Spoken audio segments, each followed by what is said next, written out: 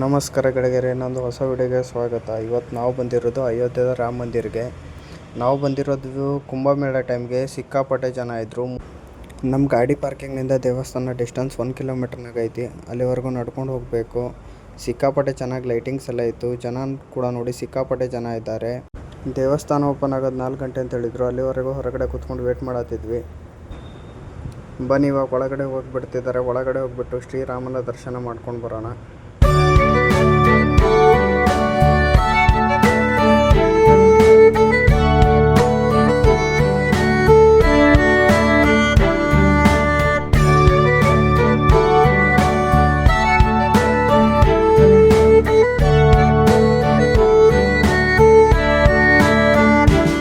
ಬೆಳಗ್ಗೆ 4 ಗಂಟೆ ಆದರೂ ಜನ ನೋಡಿ, ಜನ ಸಾಗರ ಐತಿ ರಾಮನ ದರ್ಶನ ಮಾಡೋಕ್ಕೆ.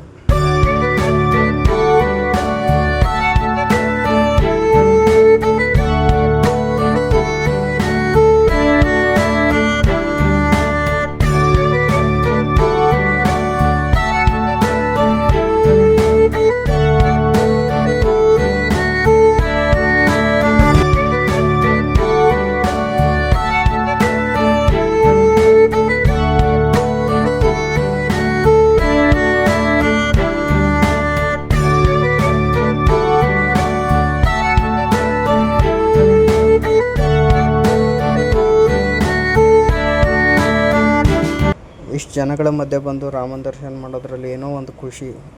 ನೋಡಿ, ಇದೇ ಎಂಟ್ರೆನ್ಸು. ಇಲ್ಲಿಂದನೇ ಒಳಗೆ ಹೋಗಬೇಕು. ಜನ ನೋಡಿ ಎಷ್ಟೊಂದು ಜನ ಇದ್ದರು.